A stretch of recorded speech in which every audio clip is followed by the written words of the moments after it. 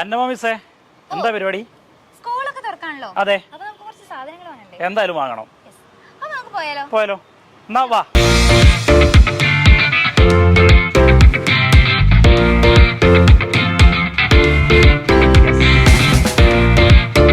അപ്പൊ മക്കളെ, നമ്മൾ ആദ്യം തന്നെ സെലക്ട് ചെയ്യാൻ പോകുന്നത് ബാഗാണ്. അന്നമോ, നമ്മളൊരു ബാഗ് സെലക്ട് ചെയ്യുന്ന സമയത്ത് എന്തൊക്കെ കാര്യങ്ങളാണ് ശ്രദ്ധിക്കേണ്ടത്? അതിന്റെ മെറ്റീരിയൽ ആണ് നമ്മൾ ഏറ്റവും ആദ്യം നോക്കണ്ടേ. നമുക്ക് വാഷബിൾ ആയിട്ടുള്ള നല്ലൊരു മെറ്റീരിയലിന്റെ ബാഗ് വേണം നമ്മൾ വാങ്ങാൻ. കറക്റ്റ്. അതേപോലെ തന്നെ മക്കളെ, നമ്മൾ ശ്രദ്ധിക്കേണ്ട ഒരു കാര്യമാണ്, നമ്മളൊരു ബാഗ് വാങ്ങുന്ന സമയത്ത് ഈ ബാഗിന്റെ സിബ് നമ്മളിങ്ങനെ തുറന്ന് അടച്ച് നോക്കുക. സിബ് ഓക്കെ ആണോ എന്നുള്ളത് നോക്കണ്ടേ? അതേപോലെ തന്നെ ഈ സ്റ്റിച്ച് ഓക്കെ ആണോ എന്നുള്ള കാര്യം നമ്മൾ നിർബന്ധമായിട്ട് നോക്കേണ്ട കാര്യമാണ്. അതേപോലെ തന്നെ മിസ്സേ, വെയിറ്റ്, നല്ല വെയിറ്റ് ഉള്ള ബാഗ് എന്ന് പറഞ്ഞാൽ ബുദ്ധിമുട്ടാണ്. യെസ്, അപ്പോൾ വെയിറ്റ് കുറവുള്ള ബാഗ് വേണം നമ്മൾ എന്ത് ചെയ്യാൻ, സെലക്ട് ചെയ്യാൻ. പിന്നെന്താ ശ്രദ്ധിക്കേണ്ടത്? എന്താണെന്നറിയോ, ഇപ്പൊ ഈ ബാഗ് നോക്കിക്കഴിഞ്ഞാൽ നമുക്കറിയാം ഒരൊറ്റ അറേ ഉള്ളൂ. അങ്ങനെ ഈ ഒരൊറ്റ അറയുള്ള ബാഗ് വാങ്ങിക്കഴിഞ്ഞാൽ ബുക്കും ടിഫിനും എല്ലാം കൂടി ഇതിൽ വെച്ച് കഴിഞ്ഞാൽ മൊത്തത്തിൽ ആകെ ഒരു അലമ്പായി മാറും. അപ്പൊ നമ്മൾ എന്ത് ചെയ്യാ, കുറച്ചധികം അറകളുള്ള ബാഗ് സെലക്ട് ചെയ്യാനായിട്ട് ശ്രദ്ധിക്കാം. പിന്നെ നിങ്ങൾക്ക് ഇവിടെ നോക്കിക്കഴിഞ്ഞാൽ അറിയാം, ഇവിടെ ബാർബിയുടെ ഫോട്ടോസ് ഉള്ള ബാഗും ഇതുപോലെ പ്ലെയിൻ ഉണ്ട്, ഇതുപോലത്തെ പ്രിന്റ് ആയിട്ടുള്ള ബാഗൊക്കെ ഉണ്ട്. അപ്പൊ അതൊക്കെ നിങ്ങളുടെ പേഴ്സണൽ ചോയ്സ് ആണ്. എങ്ങനത്തെ ബാഗ് വേണം, ഏത് കളർ വേണം എന്നുള്ളതൊക്കെ നിങ്ങളുടെ ചോയ്സ് ആണ്. ഇനി എന്തെങ്കിലും കാര്യം ബാക്കി? രണ്ട് കാര്യങ്ങളുണ്ട്. ഒന്ന്, നമ്മൾ ബാഗ് വാങ്ങുന്ന സമയത്ത് അതിന് വാറണ്ടി ഉണ്ടോ എന്നുള്ളത് കറക്റ്റ് ആയിട്ട് നമ്മൾ എന്ത് ചെയ്യണം, ചോദിച്ചറിയണം. പിന്നെ അതേപോലെ തന്നെ ഈ ബാഗിന്റെ ബാക്കിൽ നിങ്ങൾക്ക് കാണാം എയർ മെഷ്. കണ്ട പോലെ ഇങ്ങനെയുള്ള എയർ മെഷ് ഉള്ള ബാഗ് വേണം നമ്മൾ എന്ത് ചെയ്യാൻ, വാങ്ങാൻ. ഇത് വേനൽക്കാലത്ത് നമുക്ക് ഒരുപാട് ഉപകാരപ്പെടും. ഓക്കെ, അപ്പോൾ ഇതാണ് ബാഗ് വാങ്ങുന്ന സമയത്ത് നമ്മൾ പ്രധാനമായിട്ട് ശ്രദ്ധിക്കേണ്ട കാര്യം, അല്ലേ മിസ്സേ? അപ്പൊ നമുക്ക് എന്ത് ചെയ്യാം, അടുത്തതിലേക്ക് പോവാം.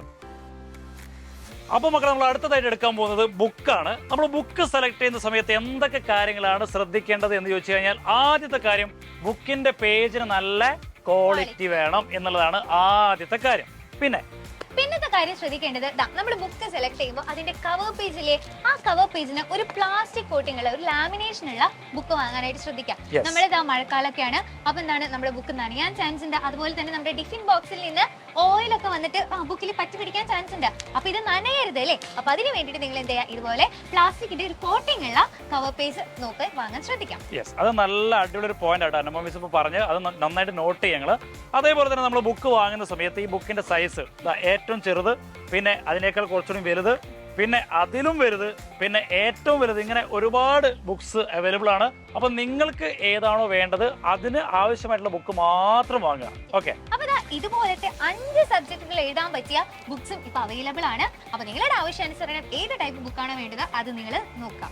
ഓക്കെ, അപ്പൊ നമ്മൾ ഇത്രയും കാര്യങ്ങൾ മാത്രം ശ്രദ്ധിച്ചാൽ മതി ഒരു ബുക്ക് വാങ്ങുന്ന സമയത്ത്. നമുക്ക് അടുത്തതിലേക്ക് പോകാം. അപ്പൊ മക്കളെ, നമ്മൾ അടുത്തതായിട്ട് പേന സെലക്ട് ചെയ്യാൻ പോവാണ്. പേന എന്ന് പറഞ്ഞാൽ ഒരുപാട് തരത്തിലുള്ള പേന ഉണ്ട്. ഏതൊക്കെയാണ്? ഫൗണ്ടൻ പെൻ ഉണ്ട്, ഇങ്ക് പെൻ ഉണ്ട്, പിന്നെ ബോൾ പെൻ ഉണ്ട്. അതിൽ നമ്മൾ സാധാരണ ഇത് എന്ത് വെച്ചിട്ടാ, ഈ ബോൾ പെൻ തന്നെ നമുക്ക് 0.5, 0.7, 1 എന്നൊക്കെ പറഞ്ഞിട്ട് ഒരുപാട് തരത്തിലുണ്ട്. അതിൽ ഏതാ ഏറ്റവും നല്ലത്? നമുക്ക് 0.7 തിക്നെസ് ഉള്ള പെന്നാണ് ഏറ്റവും നല്ലത്. അങ്ങനെ യൂസ് ചെയ്ത് കഴിഞ്ഞാൽ ഈ പരീക്ഷയ്ക്ക് അത്യാവശ്യം വലിപ്പമുള്ള എഴുത്തിൽ നന്നായിട്ട് പേപ്പർ നിറയ്ക്കാൻ നമുക്ക് പറ്റും, അല്ലേ? അതെ. അതുപോലെ തന്നെ എന്താണെന്നറിയോ, പെന്നിന്റെ ഇങ്ക് ഏത് കളർ ആയിരിക്കണം? ബ്ലൂ അല്ലെങ്കിൽ ബ്ലാക്കോ ആയിരിക്കണം. വേറെ കളറിനെ യൂസ് ചെയ്ത് നമുക്ക് എക്സാം എഴുതാനായിട്ട് പറ്റില്ല. നമുക്ക് വേണമെങ്കിൽ ഹൈലൈറ്റ് ചെയ്യാൻ വേണ്ടിയിട്ട് വേറെ പെന്നുകളൊക്കെ വേണമെങ്കിൽ യൂസ് ചെയ്യാം, അല്ലേ? അതെ. പിന്നെ മറ്റൊരു കാര്യം മക്കളെ ശ്രദ്ധിക്കേണ്ടത്, നമ്മളൊരു പേന സെലക്ട് ചെയ്യുന്ന സമയത്ത് ഈ പേനേന്റെ മുകളിൽ റബ്ബർ സ്ട്രാപ്പ് ഉള്ള പേനയാണെങ്കിൽ വളരെ നന്നാവും. ഓക്കെ, നല്ല ഗ്രിപ്പ് കിട്ടും നിങ്ങൾക്ക്. ആ കാര്യം മറക്കാൻ പാടില്ല.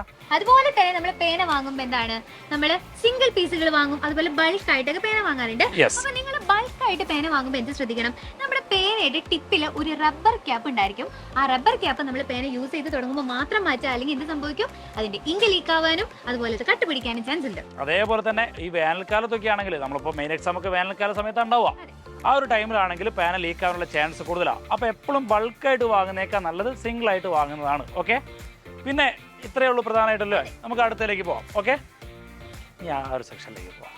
യെസ്. അപ്പോൾ മക്കളെ, നമ്മൾ അടുത്തതായിട്ട് പറയാൻ പോകുന്നത്, നമ്മളൊരു ഇൻസ്ട്രുമെന്റ് ബോക്സ് വാങ്ങുന്ന സമയത്ത് എന്തെല്ലാം കാര്യങ്ങളാണ് ശ്രദ്ധിക്കേണ്ടത് എന്നാണ്. ഒരു മാത്സ് ടീച്ചർ എന്നുള്ള നിലയ്ക്ക് ടീച്ചർ 2 വാക്ക് സംസാരിച്ചേ. ഓക്കെ, അപ്പൊ നമ്മുടെ ഇൻസ്ട്രുമെന്റ് ബോക്സിൽ സെറ്റ് സ്ക്വയറും പ്രൊട്രാക്ടറും ഒക്കെ ഉണ്ടാവില്ലേ, അപ്പൊ അതിന്റെ റീഡിങ്സ് കൃത്യമായിട്ട് കാണുന്ന രീതിയിലുള്ള ഇൻസ്ട്രുമെന്റ് ബോക്സ് ആണ് വാങ്ങേണ്ടത്. പിന്നെ ശ്രദ്ധിക്കേണ്ടത്, നമ്മുടെ സെറ്റ് സ്ക്വയർ വാങ്ങുമ്പോഴാണ് സെറ്റ് സ്ക്വയർ. ചില സെറ്റ് സ്ക്വയറിൽ എങ്ങനെയായിരിക്കും അറിയോ, അതിന്റെ മൂലകളില്ലേ, ഓരോ മൂലകളും ഇങ്ങനെ കേർവി ആയിട്ടായിരിക്കും. അപ്പൊ നമ്മൾ അത് വെച്ച് ആംഗിൾ വരയ്ക്കുമ്പോൾ അതിങ്ങനെ കേർവി ആയിട്ട് വരും, അത് ശരിയാവില്ല, ആംഗിൾ വരയ്ക്കുമ്പോൾ റെഡി ആവില്ല. അപ്പൊ നമ്മൾ എന്ത് ചെയ്യുക, എപ്പോഴും സെറ്റ് സ്ക്വയർ വാങ്ങുമ്പോൾ അതിന്റെ എഡ്ജുകൾ കൂർത്തിരിക്കുന്ന രീതിയിലുള്ള സെറ്റ് സ്ക്വയർ വാങ്ങാനായിട്ട് ശ്രദ്ധിക്കാം. പിന്നെ നമ്മൾ നമ്മുടെ കോമ്പസ് സെലക്ട് ചെയ്യുമ്പോഴും ഡാമേജ് ഇല്ലാത്ത കോമ്പസ് നോക്കാം. പിന്നെ എന്താണ് സ്കെയിൽ. നമ്മുടെ സ്കെയിൽ ഒരു സാധാരണ സ്കെയിൽ നമ്മുടെ ഇൻസ്ട്രുമെന്റ് ബോക്സിന്റെ ഉള്ളിലുണ്ടാവും. നമ്മൾ കുറച്ചുകൂടി വലിയൊരു സ്കെയിൽ നമുക്ക് ആവശ്യമുണ്ടാവും പലപ്പോഴും അല്ലെ, A4 ഷീറ്റിലൊക്കെ വരയ്ക്കുന്ന സമയത്ത്. അപ്പോൾ ആ വാങ്ങുന്ന സ്കെയിൽ നിങ്ങൾ എന്ത് ചെയ്യുക, ഒരു സ്റ്റീലിന്റെ സ്കെയിൽ വാങ്ങുന്നതായിരിക്കും നന്നാവുക, അല്ലെങ്കിൽ പൊട്ടി പോകാൻ ചാൻസ് ഉണ്ട്. അപ്പോൾ സ്റ്റീലിന്റെ സ്കെയിൽ വാങ്ങാൻ ശ്രദ്ധിക്കുക. പിന്നെ അതുപോലെ തന്നെ റബ്ബർ ഇതിൽ ഇൻസ്ട്രുമെന്റ് ബോക്സിൽ റബ്ബർ അവൈലബിൾ ആണ്. പക്ഷെ നമ്മൾ എന്ത് ചെയ്യുക, വേണമെങ്കിൽ നമുക്ക് കുറച്ചും കൂടെ സോഫ്റ്റ് ആയിട്ടുള്ള നല്ല റബ്ബറുകളൊക്കെ വാങ്ങാം. പിന്നെ എന്താണ് ഒരു കാര്യം കൂടി ഉള്ളത്, നമ്മുടെ പെൻസിലാണ്. അപ്പൊ പെൻസിൽ ആയാലും ഇനി എന്താണ്, പല ടൈപ്പ് പ്രിന്റ് ഉള്ള പെൻസിലുകളൊക്കെ നിങ്ങൾക്ക് വാങ്ങാനായിട്ട് കിട്ടും. അപ്പൊ പെൻസിൽ വാങ്ങുമ്പോൾ നമ്മൾ എന്ത് ശ്രദ്ധിക്കണം, നല്ല പെൻസിൽ വാങ്ങാൻ നോക്കണം. അത്രേ ഉള്ളൂ. പെൻസിൽ എന്ന് പറയുമ്പോൾ കൂർപ്പിക്കുമ്പോൾ പെട്ടെന്ന് ഒടിഞ്ഞു പോവാത്ത ടൈപ്പ് പെൻസിലുകൾ വാങ്ങണം. പിന്നെ അതുപോലെ തന്നെ എഴുതുമ്പോൾ ഭയങ്കര ഡാർക്ക് ആയിട്ട് വരുന്ന പെൻസിലുകൾ തിരഞ്ഞെടുക്കാതിരിക്കുന്നതായിരിക്കും നല്ലത്. പിന്നെ നമുക്ക് വളരെ അത്യാവശ്യമുള്ള ഒരു സാധനമാണ് ഇത്. എന്താണിത്? നമ്മൾ എക്സാം എഴുതാൻ വേണ്ടിയിട്ട് വെക്കുന്ന സാധനം അല്ലേ? Exam board. അതെ അതെ അതെ. അപ്പോൾ ഈ സാധനം നിങ്ങൾ ആദ്യം വാങ്ങി വെച്ചോ. എക്സാം ഒക്കെ പെട്ടെന്ന് വരും, നമ്മൾ പ്രതീക്ഷിക്കുന്ന ഒരു സമയമൊന്നുമല്ല, പെട്ടെന്ന് സമയം മുന്നോട്ട് പോകും. അപ്പോൾ എക്സാം പെട്ടെന്ന് വരും, ഇതൊന്ന് വാങ്ങി വെക്കുന്നത് നല്ലതാണ്. ഓക്കെ, അപ്പോൾ നമുക്ക് എന്ത് ചെയ്യാം, അടുത്തിലേക്ക് പോവാം. ഓക്കെ മകളെ, അടുത്തായിട്ട് നമ്മൾ ഒരു വാട്ടർ ബോട്ടിൽ വാങ്ങുന്ന സമയത്ത് ശ്രദ്ധിക്കേണ്ട കാര്യം, നമ്മൾ മാക്സിമം ഈ പ്ലാസ്റ്റിക്കിന്റെ വാട്ടർ ബോട്ടിൽ ഒഴിവാക്കാൻ വേണ്ടി നോക്കുക, അതാണ് നല്ലത്. ഇനി നമ്മൾ സ്റ്റീലിന്റെ വാട്ടർ ബോട്ടിൽ സെലക്ട് ചെയ്യുകയാണെങ്കിൽ ഇൻസുലേറ്റഡ് ആയിട്ടുള്ള വാട്ടർ ബോട്ടിൽ വാങ്ങുന്നതായിരിക്കും കുറച്ചുകൂടി നല്ലത്. അതായത് നമ്മളിപ്പോൾ മഴക്കാലാണല്ലോ, നല്ല ചൂടുള്ള വെള്ളമാണ് നമ്മൾ കൊണ്ടുപോവുക. അപ്പോൾ ഉള്ളിലുള്ള വെള്ളത്തിന് ചൂടുണ്ടെങ്കിലും പുറമെ നമ്മൾ തൊടുന്ന സമയത്ത് നമുക്ക് ചൂടുണ്ടാവാൻ പാടില്ല. അപ്പൊ ഇൻസുലേറ്റഡ് ആയിരിക്കും കുറച്ചുകൂടി നന്നാവുക. കൊടയൊക്കെ ഉണ്ടല്ലോ, എന്തൊക്കെയാ കാര്യങ്ങള്?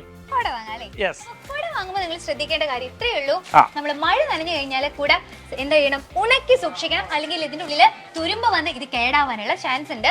പിന്നെ കൊച്ചു കുട്ടികൾക്കാണെങ്കിൽ കുടയേക്കാളും കുറച്ചും കൂടെ നല്ലത് എന്താവും, കോട്ടയായിരിക്കും നല്ലത്. അപ്പൊ ഇത്രയും കാര്യങ്ങളാണ് കുട വാങ്ങുമ്പോൾ. അപ്പൊ എനിക്ക് ഒരൊറ്റ കാര്യം ഓർമ്മ വന്നു, നമ്മളൊരു കാര്യം പറയാൻ വിട്ടുപോയിട്ടുണ്ട്. വളരെ വളരെ ഇമ്പോർട്ടന്റ് ആയിട്ടുള്ള ഒരു സാധനം ഉണ്ട്. ജസ്റ്റ് ഒന്ന് പോയി നോക്കിയാലോ? കമോൺ അന്നമോ, ഇവിടെ 2 ലഞ്ച് ബോക്സ് ഉണ്ട്. ഇതിൽ ഏത് സെലക്ട് ചെയ്യും? എന്തുകൊണ്ട് ഇത് സെലക്ട് ചെയ്യും? അതുകൊണ്ട് അതുപോലെ തന്നെ ഇത് ക്ലിപ്പ് ഇല്ല, ഇതിന്റെ കയ്യിൽ നിന്ന് നിലത്ത് വീണാൽ ഇത് തുറന്ന് ഇതിൽ ഫുഡ് വേസ്റ്റ് ആവാൻ ചാൻസ് ഉണ്ട്. കറക്റ്റ്. അതേപോലെ തന്നെ ഇത് നമുക്ക് ഓപ്പൺ ചെയ്യാൻ വേണ്ടി നല്ല ബുദ്ധിമുട്ടാണ് അല്ലേ? ഇതിനൊരു അഡ്വാൻറ്റേജ് ഉണ്ട്, എന്താ പറയാൻ പറ്റുമോ? ഇത് ക്ലിപ്പ് ഉണ്ട്, അതിന്റെ ക്ലിപ്പ് ഭയങ്കര വൈഡ് ആയിട്ടുള്ള ക്ലിപ്പാണ്. സോ ജസ്റ്റ് ഞാൻ ഇങ്ങനെ കാണിച്ചാൽ തന്നെ ഇത് തുറക്കും. Yes correct. ഇനി നമ്മൾ നേരത്തെ ബോട്ടിന്റെ കാര്യം പറഞ്ഞില്ലായിരുന്നോ, ഇൻസുലേറ്റഡ് ബോട്ടിൽ വാങ്ങണമെന്ന്? അതേ കാര്യം ഇവിടെ പറഞ്ഞൂടെ? അതെ, ഇൻസുലേറ്റഡ് ആയിട്ടുള്ള ഒരു ബോക്സ് ആണെങ്കിൽ എന്താണ്, ഉള്ളിൽ ചൂടുള്ള ഫുഡ് ആണെങ്കിലും ആ ഒരു ചൂട് നമുക്ക് പുറത്ത് തട്ടില്ല, കൈ പൊള്ളില്ല. ഇനി നമുക്ക് വേറെ കുറെ കാര്യങ്ങൾ പറയാം. ഇപ്പൊ പൗച്ച് നിങ്ങൾ നിർബന്ധമായിട്ട് വാങ്ങേണ്ട ഒരു സാധനമാണ്. പിന്നെ പൗച്ച് അല്ലെങ്കിൽ ബോക്സ്. പിന്നെ നമുക്ക് അസൈൻമെന്റ്സ് ഒക്കെ ചെയ്യാനായിട്ട് A4 ഷീറ്റ് വളരെ അത്യാവശ്യമാണ്. പിന്നെ നെയിം സ്ലിപ്പ് വേണം, റാപ്പർ വേണം, സെല്ലോ ടേപ്പ് വേണം. അങ്ങനെ ഒരുപാടധികം സാധനങ്ങൾ ഇനിയും ബാക്കിയുണ്ട്. എന്തായാലും എനിക്ക് ഉറപ്പാ നമ്മൾ എന്തെങ്കിലും ഇമ്പോർട്ടന്റ് ആയിട്ടുള്ള ഒരു കാര്യങ്ങൾ വിട്ടുപോയിട്ടുണ്ടാവും. ഞങ്ങൾ എന്തൊക്കെയോ കുറെ സാധനങ്ങൾ വിട്ടുപോയിട്ടുണ്ട്. അപ്പൊ നിങ്ങൾ എല്ലാവരും എന്ത് ചെയ്യാ, ഞങ്ങളുടെ ഈ ലിസ്റ്റിൽ പറയാത്ത എന്തെങ്കിലുമൊക്കെ സാധനങ്ങൾ ഉണ്ടെങ്കിൽ അത് താഴെ കമന്റ് ചെയ്യണം. ഒപ്പം എന്ത് ചെയ്യണം, നമ്മുടെ ചാനൽ സബ്സ്ക്രൈബ് ചെയ്യണം. ഓക്കെ, അപ്പൊ പുതിയൊരു ഇൻഫോർമേറ്റീവ് വീഡിയോ ആയിട്ട് നമുക്ക് അടുത്ത ഒരു വീഡിയോയിൽ കാണാം. ബൈ.